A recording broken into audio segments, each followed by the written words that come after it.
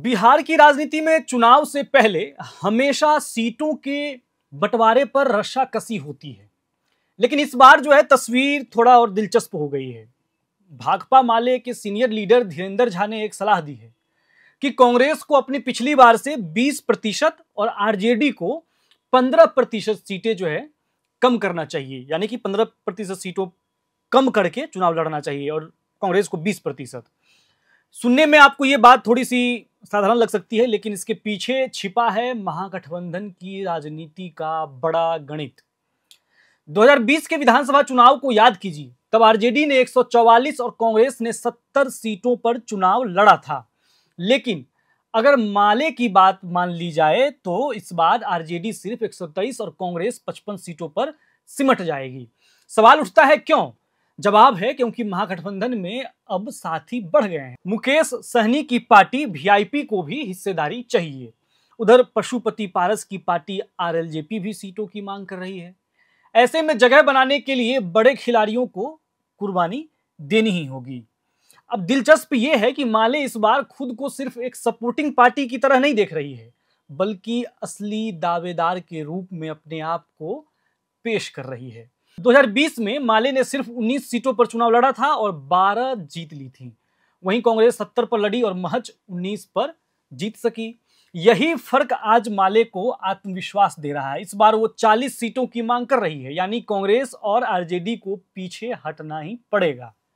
अब जरा सोचिए, वोट अधिकार यात्रा में जब राहुल गांधी और तेजस्वी यादव के बाद सबसे ज्यादा दिखाई देने वाले चेहरे दीपांकर भट्टाचार्य हों तो इसका क्या मतलब निकलता है? साफ है कि महागठबंधन में माले की अहमियत अब सीपीआई सीपीएम से कहीं ज्यादा हो गई है। जमीन पर काम करने वाली इस पार्टी ने अब सोशल मीडिया पर भी जोर लगाना शुरू कर दिया है। माले की ताकत महिलाओं और युवाओं के बीच दिखती है। नीतीश कुमार की सरकार ने जब हर परिवार की महिलाओं को 10,000 रुपए देने की योजना लाई तो माले ने तुरंत इसका पलटवार किया कि 10,000 में दम नहीं, महिला कर्ज माफी से कम नहीं। गांव की महिलाएं माइक्रो फाइनेंस कंपनियों के कर्ज में फंसी है। ऐसे में माले का ये नारा असर कर सकता है, संभावनाएं हैं। पार्टी बड़े महिला समागम की तैयारी में है और युवा चेहरे को टिकट देने की परंपरा जारी रखेगी। पिछली बार संदीप सौरभ, मनोज मंजिल जैसे नेताओं को मौका मिला था। इस बार धनंजय पासवान, अमित चौधरी, मयंक मुख्तार जैसे नए नाम आगे आ रहे हैं बिहार के इलेक्शन में। अब जो एक्सपर्ट हैं वो कहते हैं कि माले हमेशा जमीनी स्तर पर बिना शोर शराबे के काम करती रही है। कभी सिवान में शहाबुद्दीन से अदावत के चलते उसका जनाधार बढ़ा और आज उसकी ताकत 2 सांसद और दर्जन भर विधायक हैं। महागठबंधन की रैलियों में उसका लाल झंडा सबसे ज्यादा दिखाई देता है। यही वजह है कि सीट बंटवारे की बहस में माले की मांग को हल्के में लेना संभव नहीं है। लेकिन कांग्रेस का दर्द भी समझना होगा। उसने 70 सीटों पर पसीना बहाया, भले ही नतीजा उम्मीद से कम रहा, लेकिन अब वह 70 से नीचे जाने को तैयार नहीं है। कांग्रेस मीडिया विभाग के चेयरमैन राजेश राठौर साफ कहते हैं, अगर कांग्रेस की सीटें घटेंगी तो बाकी पार्टियों की भी घटनी चाहिए। अकेली कांग्रेस क्यों कुर्बानी देगा? दूसरी ओर आरजेडी की मुश्किल अलग है। उनके प्रवक्ता शक्ति सिंह यादव कहते हैं कि एनडीए नहीं है जहां तानाशाही चलती है। महागठबंधन में सभी की सुनी जाती है और अंतिम फैसला तेजस्वी यादव लेंगे। लेकिन भीतर खाने में आरजेडी जानती है कि सहयोगियों को नाराज करना आसान तो नहीं है। अब देखिए, जैसे जैसे चुनाव जो है नजदीक आ रहा है, वैसे वैसे पार्टियों के अंदर जो है एक बगावत वाली लहर दिख रही है। हाँ, मैं बगावत शब्द का प्रयोग कर रहा हूं तो आपको लग रहा होगा कि ये कुछ ज्यादा हो गया, लेकिन ये सब बगावत की निशानी ही है। या फिर चलिए आप बगावत नहीं माने तो प्रेशर पॉलिटिक्स कह सकते हैं कि दबाव बनाकर राजनीति करना सीटों के लिए। अब कांग्रेस का वोटर अधिकार यात्रा क्यों हुआ?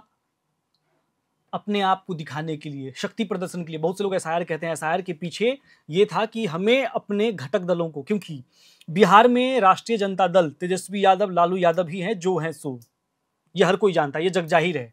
यही कारण है कि कन्हैया कुमार और पप्पू यादव लाइमलाइट नहीं ले पा रहे हैं। कांग्रेस भी डर रही है कि उन्हें आगे नहीं किया जा सकता है। लेकिन हालांकि अभी कई मीटिंग में कन्हैया कुमार और पप्पू यादव दिखे हैं, लेकिन चुनाव आते आते क्या वो इस तरह से मंच पर दिखेंगे, क्या स्टार प्रचारकों की भूमिका में दिखेंगे, क्या तेजस्वी यादव सहज महसूस कर रहे हैं इन दोनों को लेकर, ये एक अलग है।